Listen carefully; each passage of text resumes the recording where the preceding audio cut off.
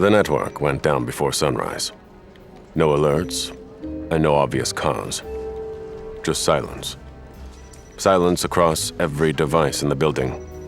When a network fails like that, it's rarely random. Somewhere in the system, a vulnerability had been waiting for its moment. My job is to find it. And figure out how it should have been fixed.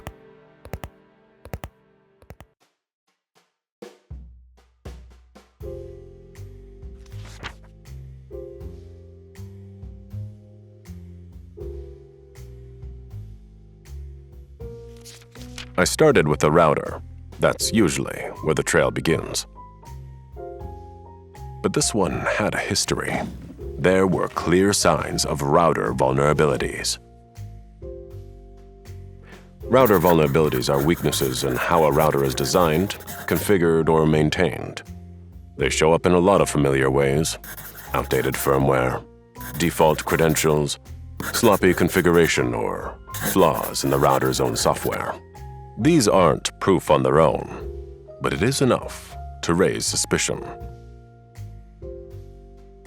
Routers sit at the gateway to the network. That gives them motive and access. If a router is compromised, traffic can be redirected, communications can be monitored, connections disrupted, and deeper paths opened into internal systems.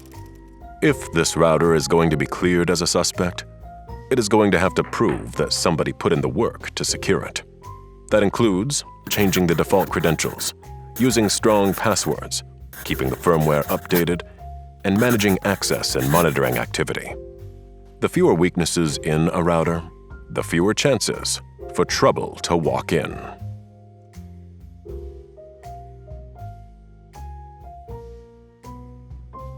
Next on the list was an unsecured network port. So small, so easy to miss, so irresistible to abuse. Unsecured network ports are physical or digital access points, left open without proper controls. Physical ports allow anyone nearby to plug in. Digital ports expose services that can be reached remotely. Either way, they're invitations for threats. Attackers look for open ports because they don't need a lot of creativity.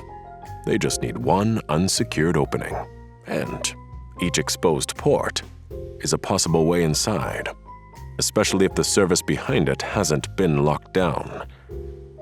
This port didn't have to be a suspect, if only the right precautions were taken. Unused ports should have been disabled or closed. Switches could have had enforced port security, and required network services should have been protected with firewalls, authentication, and monitoring. Instead, somebody left the door wide open. That's when I thought maybe the next suspect wasn't a device, but a decision. You see, whereas people can't pass through walls, the same rules don't always apply to wireless networks. And when wireless networks are set up without care, they create opportunities. This makes poor wireless configuration placement our next suspect. Wireless configuration placement refers to where and how wireless access points are installed. Placed too close to windows or exterior walls, and signals can spill beyond the building. What was meant to stay inside ends up broadcasting to the street.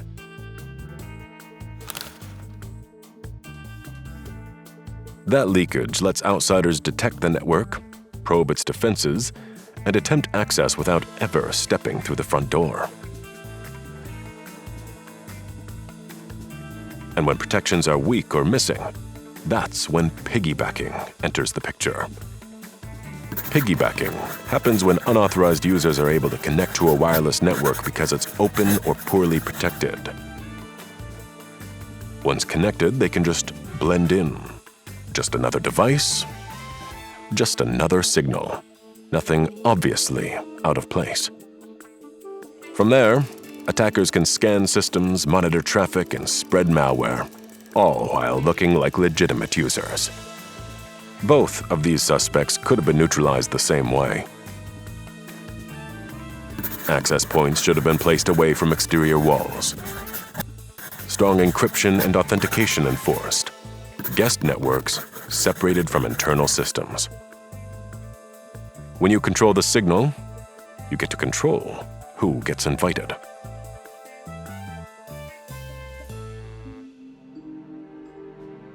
At this point, no clear suspect is emerging. What if I'm not looking in the right places? Then it hit me. Some threats don't break things outright. They interfere from the shadows. That's how vulnerabilities leading to man-in-the-middle attacks operate. A man-in-the-middle attack happens when an attacker positions themselves between two systems that believe they're communicating directly with each other. In this attack, both sides think the connection and communication is private, but it isn't. In this attack, the sender's messages don't travel straight anymore. They pass through the attacker first, to be read, copied, and sometimes changed before forwarding them along to the recipient. Because everything still appears to work, the intrusion often goes unnoticed. This kind of attack is used to steal credentials, capture sensitive data, and hijack sessions, especially on unsecured networks or when encryption is weak. It's subtle, effective, and hard to spot after the fact. I can't rule this one out as a suspect. Not until I'm sure that secure protocols like HTTPS and TLS were used everywhere, or that certificates were validated, or if I knew that networks were segmented so that sensitive systems weren't exposed to casual interception. Trust has to be earned on a network, not assumed. And my assumptions were getting me nowhere.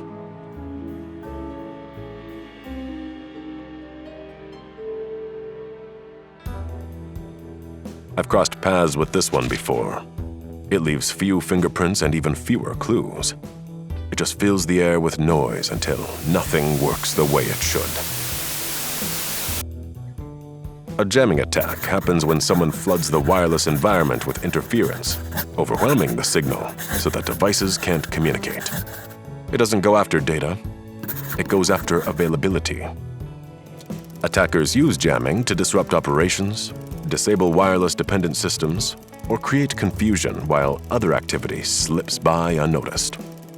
Last time it showed up, it wasn't obvious. Just a few dropped connections. A couple of devices that couldn't find the network. And the thing about jamming attacks is this. Once you recognize the symptoms, you usually don't get much warning.